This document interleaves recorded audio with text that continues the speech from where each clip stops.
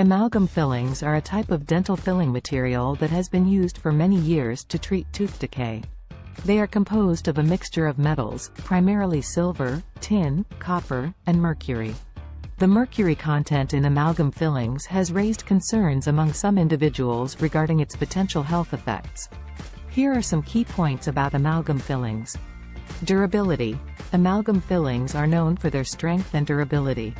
They can withstand the forces of chewing and can last for many years, often 10 to 15 years or more, before needing to be replaced.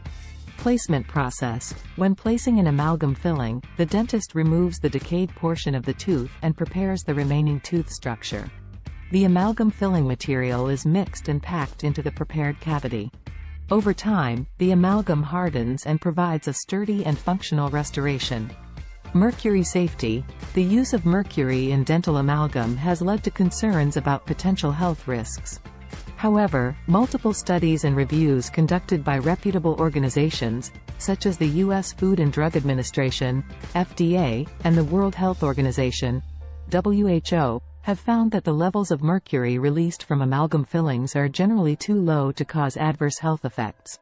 However, if you have specific concerns about mercury, it is advisable to discuss alternative filling materials with your dentist. Aesthetic considerations. One downside of amalgam fillings is their silver color, which can be noticeable when placed in visible areas of the mouth. This has led to the preference for tooth-colored composite fillings in such cases, as they can blend in more naturally with the surrounding teeth.